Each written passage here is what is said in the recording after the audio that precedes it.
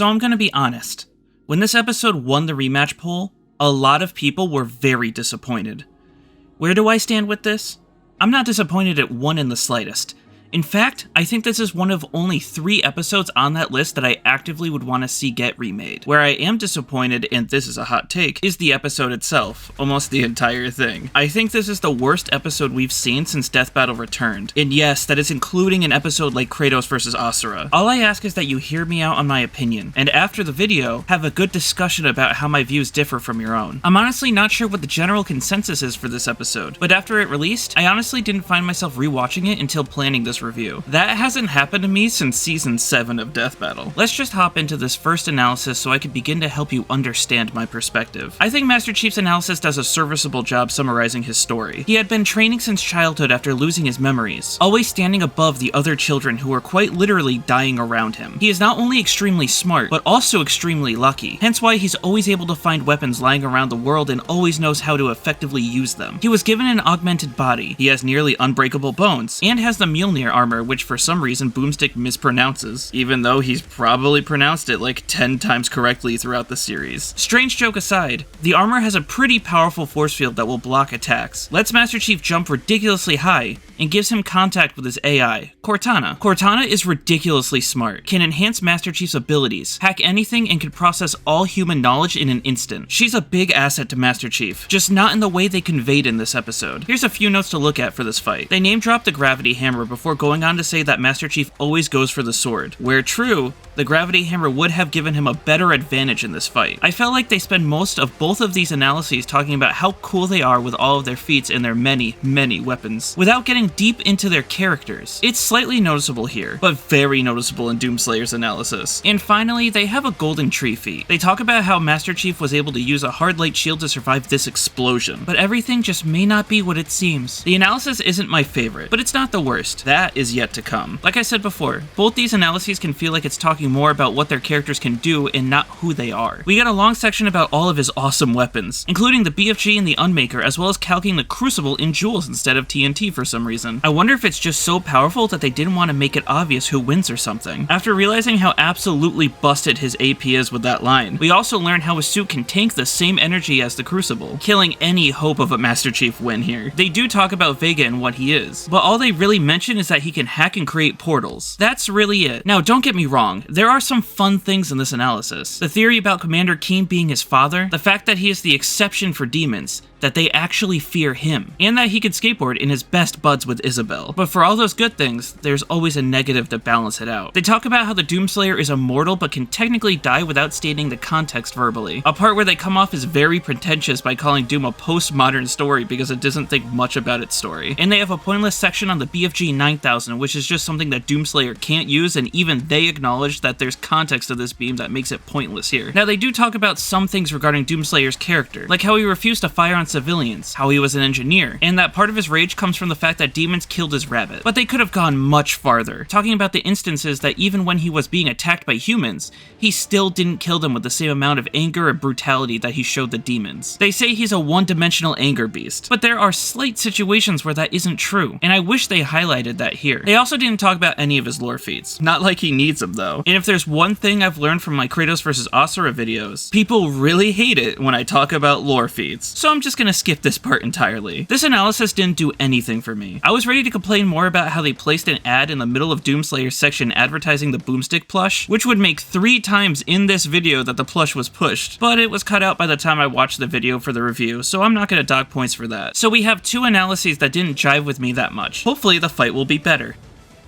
There seems to be a clear difference in how people see this fight. People can agree on whether the beginning portion of the fight is good and everything in hell is bad, or if everything in hell is good and the beginning is bad. Let me say my perspective. The whole fight is bad. The animation itself is pretty nice, but the choreography just comes down to they pick up this weapon and now they pick up this one. Sure, the beginning does have some environmental choreography. By that I mean Master Chief kicks this one machine with Isabel on it at Doomslayer, but it ultimately does nothing. To be fair, their research is very consistent in this fight. Master Chief is much slower and weaker than Doomslayer. So there are many shots of Master Chief being overpowered. In every segment, they get physical with each other. You take that in any way you want. Master Chief is overpowered. In both instances where Doomslayer is attacking Master Chief with a chainsaw, he is clearly being overpowered. And I do like the little details that were added in the 3D animation that show this. Master Chief shoots a grenade out of his gun to give himself more momentum in this shot, and when he used his leg to add leverage later just to fail. As well as when they enter Hell. As both of them are falling down into the abyss, Master Chief punches Doomslayer twice with little effect, but one punch from the Doomslayer actively ravages Master Chief's shields. I find all of these as positives, but that's where it pretty much ends. Master Chief's bullets are shown very early on to do nothing to Doomslayer's armor, just bouncing off of it. And grenades are no better. Both the grenade and the rocket that Master Chief shoots at Doomslayer don't do anything. This really makes it seem like no matter what Master Chief does, it'll never work on Doomslayer. Master Chief shoots him point blank in the head with a handgun,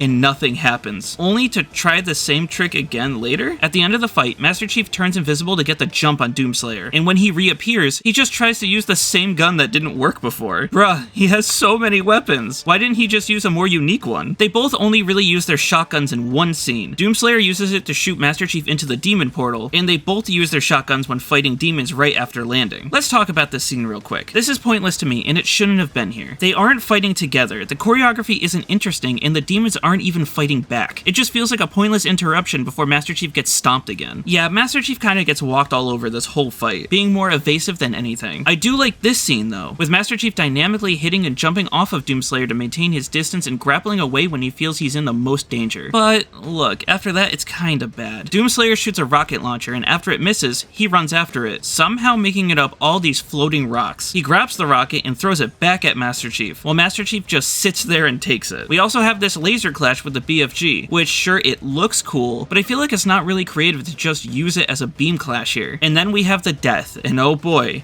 if the analysis didn't make you think Doomslayer would be mischaracterized, this definitely will. Doomslayer slashes both of Master Chief's arms off, snaps his neck, and obliterates his body with the crucible. It really makes their assessment of him being a one-dimensional anger beast accurate. But it's just not true. The fight left a lot to be desired. But what about the banter? Was that good? There's like no banter in this fight, but that typically wouldn't be a problem with these characters. But what they do have is pretty bad. All Doomslayer says is rip and tear. He's fine. All Vega says is that Master Chief is a threat and they should attack him. Kind of an act of lie. And the line where he's shutting down. Not interesting, but not a sin. Cortana and Master Chief's lines actively suck. Cortana's line about bringing a chainsaw to a gunfight makes me cringe, not gonna lie. And her talking about stopping this annoying AI after it hasn't talked or done anything really in this entire fight actively confuses me. Master Chief says his iconic "I'll finish this fight" line, but it feels very forced and doesn't really fit what's going on. The banter could have been a lot better. I wasn't expecting anything, and it still went under my expectations. Now let's be positive and talk about Halo to Hell is a giant redeeming quality in this fight. It's a song that perfectly blends the Halo theme and Doom's more hardcore guitar riffs. They also have some great references to Blow Me Away from Breaking Benjamin, a song we hear in Halo 2. But most importantly, we get the Death Battle fan choir back to do some amazing vocals. I wouldn't say it's as good as Fireborn, but it definitely takes my number 2 spot for the music we've gotten in 2025. With that out of the way, let's talk storyboards. These are almost exactly the same as the episode's animation, which is rare for a Devil Artemis episode. There are minor differences like certain camera angles and character posing in a few scenes. But in the scene where Master Chief turns invisible, he actually tried to use a gun that wasn't the handgun to kill Doomslayer. I can't quite tell what this gun is, but it would have been nice to see something that wasn't shown to do nothing previously in the fight. Now, onto what I'd add.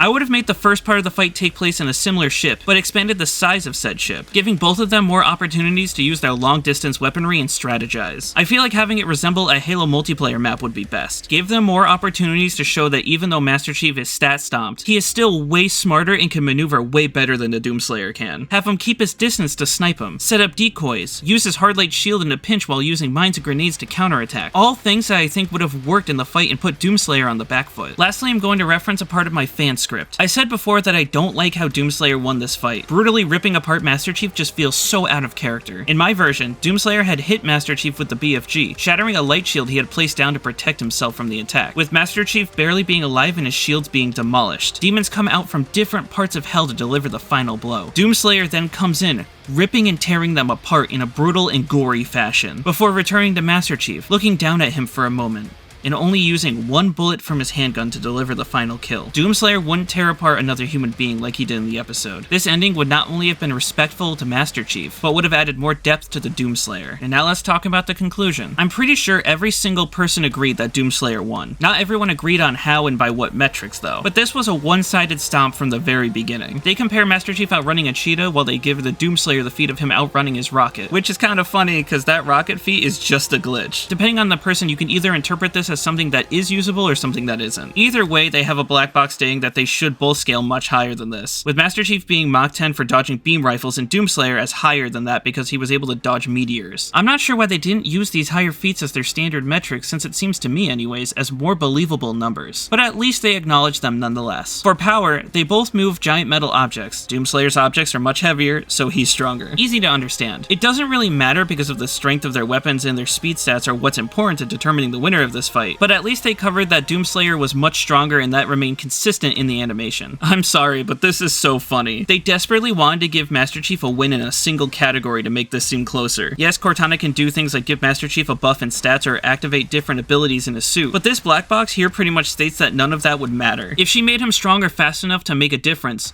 those would be in the physical stats category. If she enhanced his weapons or gave him abilities that would give Master Chief an edge in this fight, that would be in the arsenal category. And if brains really mattered to the conclusion, since she's so much smarter than every character in this debate, they would have an intelligence category presented in their conclusion. I'm not sure what advantages Cortana gives Chief in this category. I just think it's so funny. Experience is kind of funny as well.